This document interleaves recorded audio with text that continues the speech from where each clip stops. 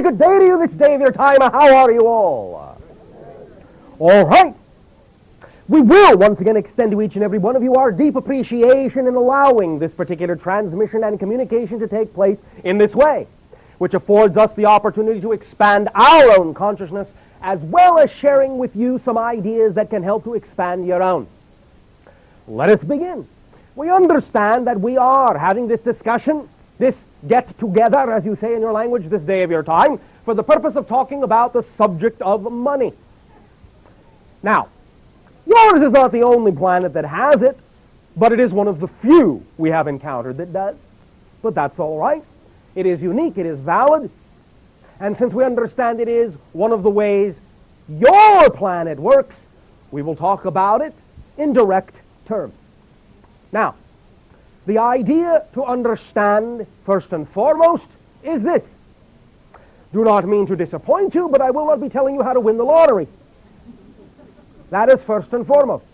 I will tell you this. You have the ability to win the lottery, but you must understand that it has to be keyed to the strongest excitement within you and has to be an all-consuming focus or an absolute knowingness for you to allow yourself to fall into the appropriate slot where that can synchronistically represent itself to you as one form of abundance on your planet. It can be done, but that's not what we're here to discuss.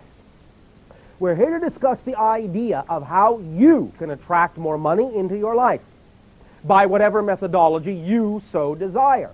Now, yes, as a very brief recap, yes, it is for the most part based on the idea of following your joy. Absolutely, because that is fundamentally who you are. Your excitement, your vibration is who you are. By acting on your joy, it is far more likely that you're going to put yourself in the proper place and time to see the opportunities that can allow you to act upon them to bring you more money in your life. Please do remember, and we will get into this in another way, in a new way in a moment, but please do remember that abundance really is only the ability to do what you need to do when you need to do it. It can be money. It doesn't have to be money, but it can be money, and because that is the subject of this discussion, we will focus on that. Now, what we are really saying here, in terms of giving you more of an opportunity to attract more money in your life, is we are helping in this discussion to uncover and to clarify your relationship to money and abundance. Your relationship to money and abundance.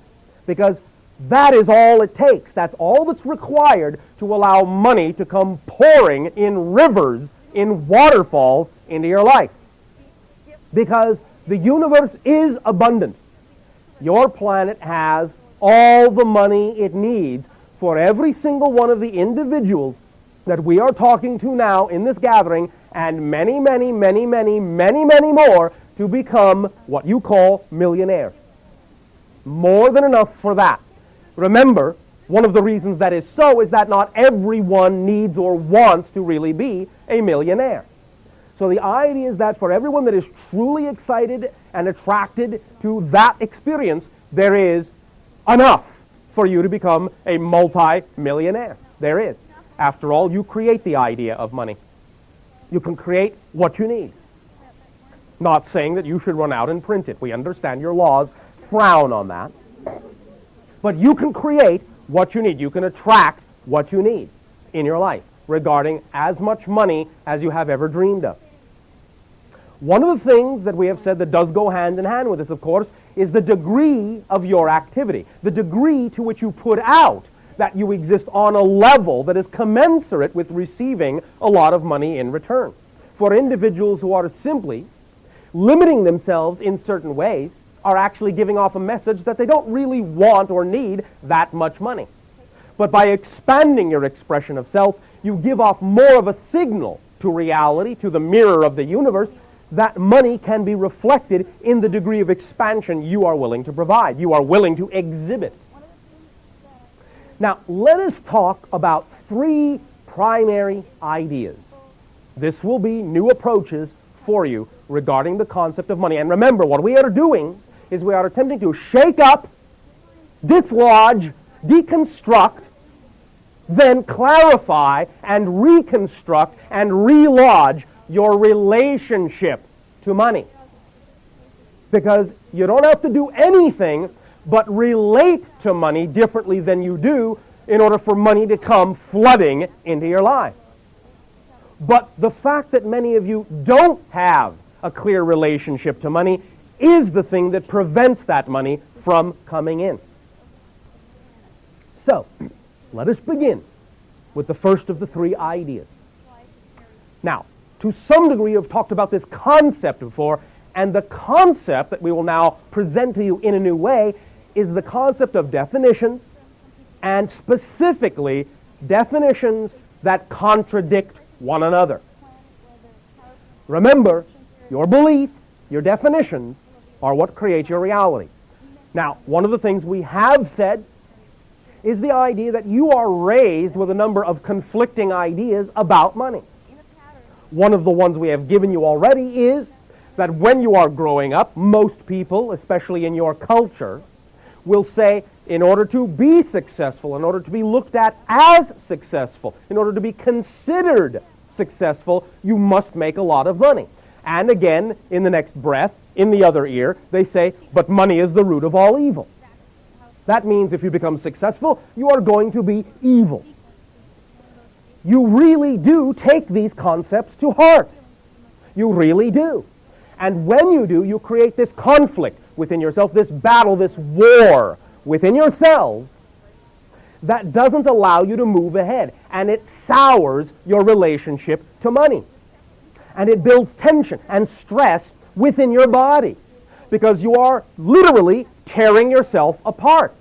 I want to be successful. I want a lot of money. I will be the devil himself if I become rich. What am I to do? What am I to do? As we have discussed, the idea is to get in touch, of course, with those definitions and clarify them so that you understand that these are not things you must believe in. That you don't have to connect the idea of being a bad person, of being evil, so to speak, with the idea of having money. You don't have to believe that absolute power corrupts absolutely, because it only does when you absolutely believe that it does. That's the point. You need to find your definitions and weed them out, lay them out clearly, separate them out clearly, disentangle them from one another clearly, so that you can understand what you are dealing with, what you have to work with. What are the tools you have at hand? What are the definitions that give you your relationship to money? An example that was recently provided is the idea that because you have entangled your belief systems up, you can be thinking that you want one thing, and you don't seem to be able to get that one thing, and you can't figure out why you can't get that one thing, until all of a sudden you realize that if you got that one thing, it would mean that you would have to do this other thing that to you is something you don't want to do. And so because it is something you are absolutely 100% against doing in your mind, you will make sure that you prevent yourself from getting that first thing that would give you or force you to do the other thing. When you connect things together that way, then you will never be able to allow yourself to see clearly what your relationships are, because it will all be caught up and wound up in a bunch of different cross-conflicting belief systems. Let's now look at one we have not discussed before that on the surface may not seem to be very profound, but again, remember, all these things sink into you, and when they do, even though the original idea may on the surface not seem to have a lot of power, when you apply the same principles unconsciously to other areas of your life, they can absolutely stop you cold, stop you dead, as you say.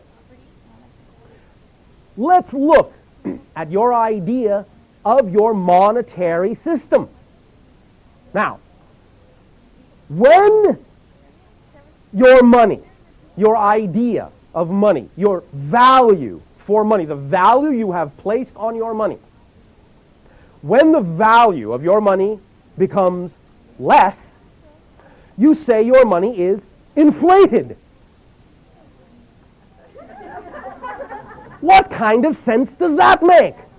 You say that something that gets bigger gets smaller. That something that gets smaller gets bigger. And when it all of a sudden has more value, you say it has deflated. Is it any wonder you are confused? No, not at all. Again, this may seem arbitrary, but stop and think about it. These are the kinds of signals that you have been giving yourselves and have been given to you for years concerning money. There is a very important thing to understand behind this. And that is, you need to look at money in exactly the opposite way you have been trained to look at money. In especially this case, the idea, first of all, of whatever this core value is that you have arbitrarily assigned to the idea of money, that you all agree is the worth of the money. But then once you have done that, you go throwing your own system out of whack, out of kilter, by labeling this value as fluctuating in such a manner that the label is exactly the opposite of what it is doing. Allow yourself to begin right now to reverse that idea. Let's use this example. And I will take you through the exercise now briefly, but understand why we are doing this.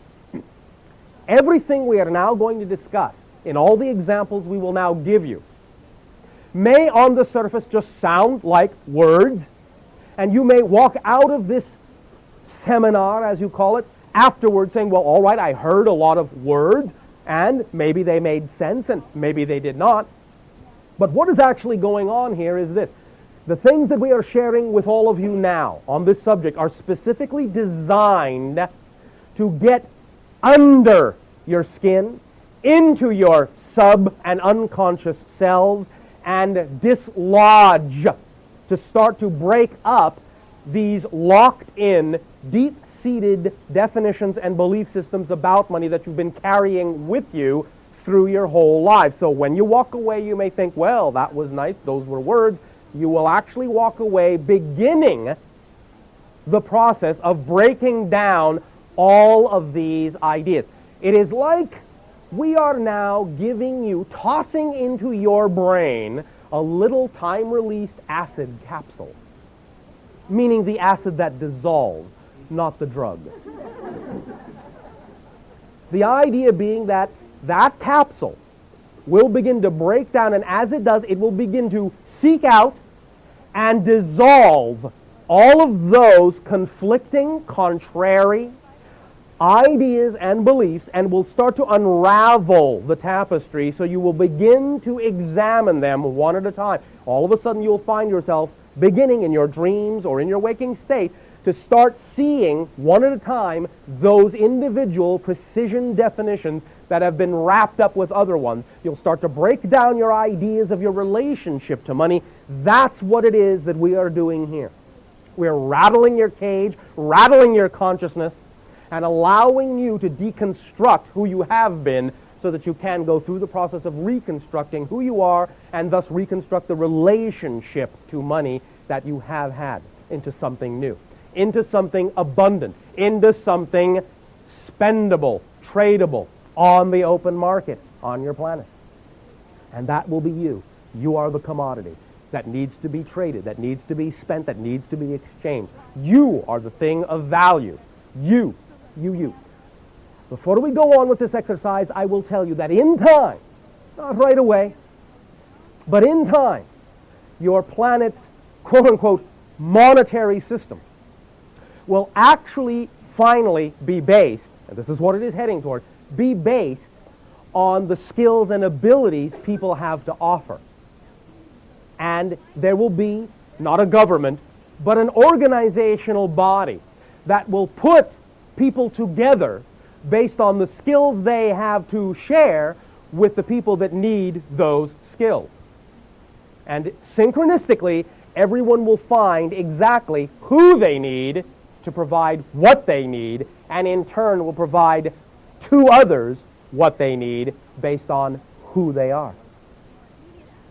But until that day, I understand that you want big fat wallets. And so let us proceed. because that is what this subject is about. So, with regard to this idea of inflation, deflation, let us look at the idea now in your minds. You can close your eyes, you can open your eyes, it doesn't matter. But if you will, see the idea of what you call one of your dollar bills, and see it getting bigger, inflating, inflating, inflating, in the literal sense of the word, so that it is bigger, bigger, bigger, bigger, and along with it, and congruently, it is more powerful. You have more spending power in that dollar because you're making it bigger. Bigger, bigger, bigger, bigger, bigger, bigger, bigger. Now, stop it there at a certain size, whatever that size may be. Or if it's stopped by itself, that's fine. Now, let it shrink. Don't worry, it's all right. You can always inflate it again. There's more than enough air.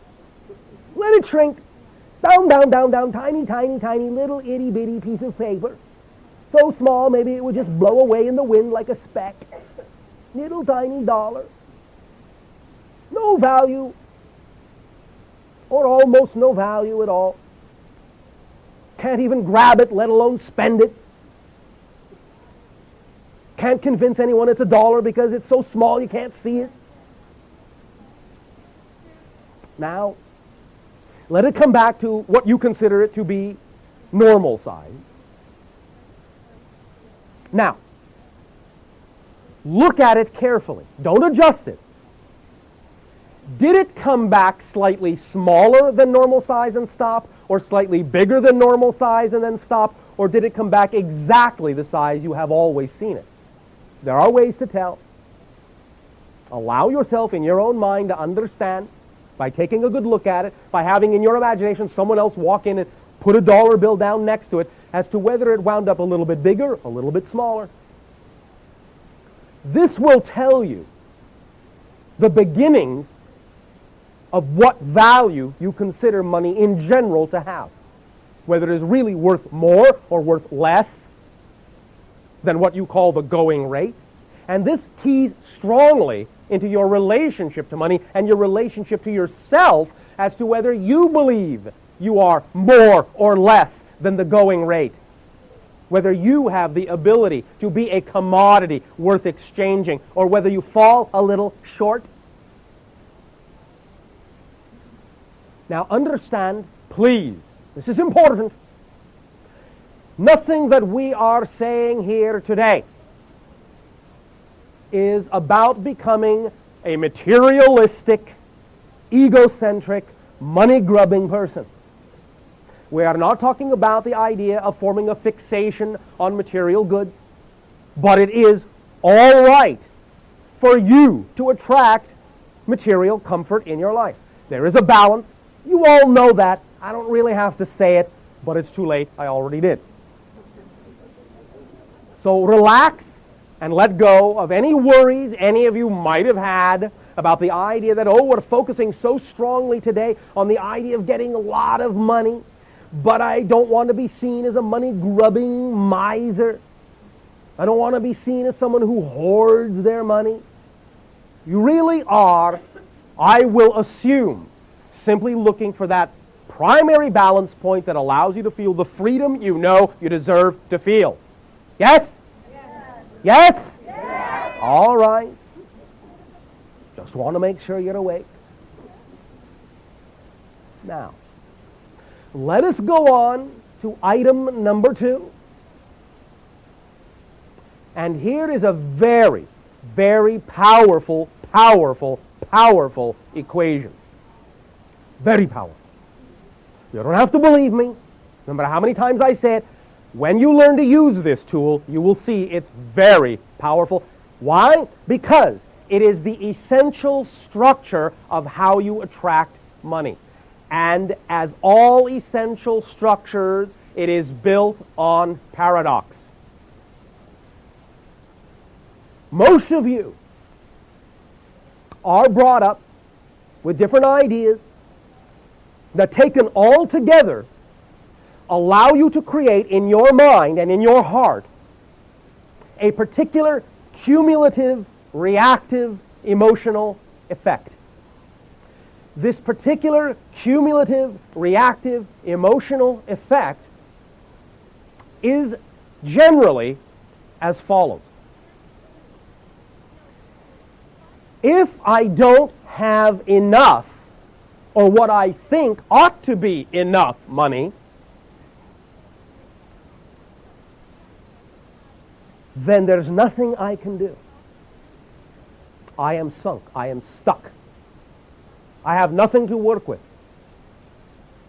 This is the general reaction most of you have to what you typically call a low level of income, or an almost non-existent level of income. You feel stuck. You feel incapable of really moving ahead.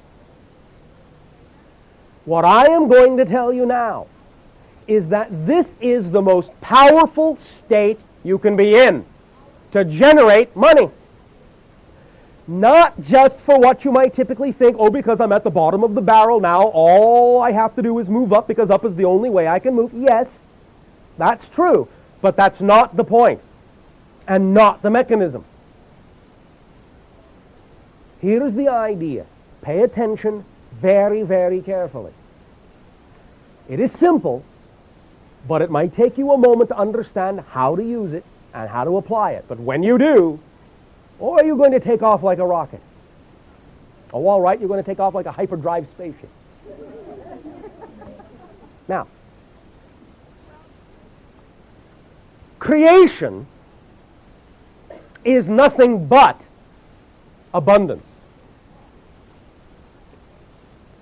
In, let's just put it colloquially, creation's infinite wisdom,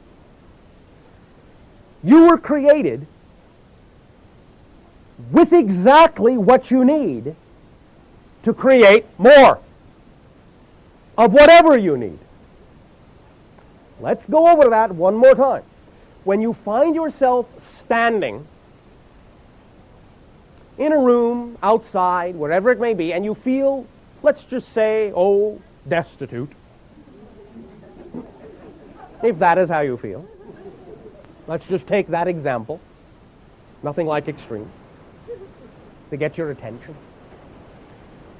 You must understand the first part of this principle, very important in this paradox, in this power, is you still have at that moment every single thing you need. Every single thing you need. I'm going to give you an example.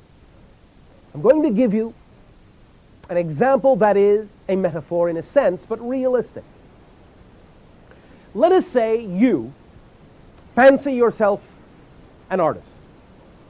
Now you're standing there. You have nothing. You think.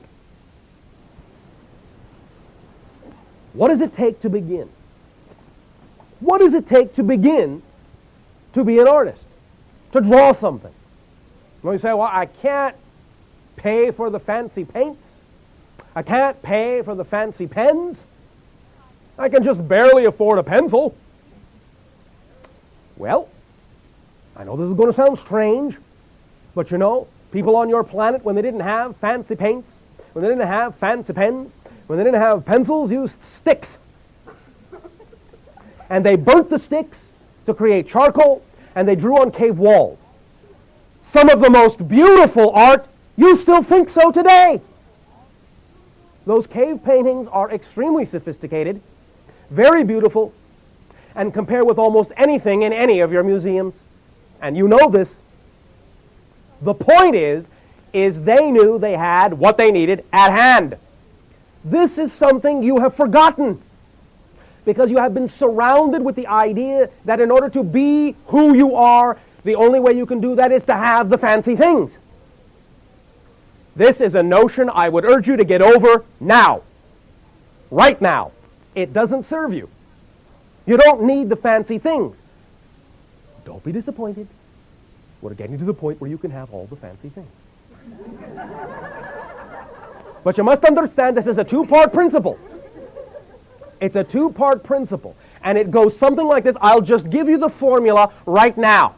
And you'll catch on, but we'll go over it again. Are you paying attention? Are you sure? Doesn't sound like all of you are.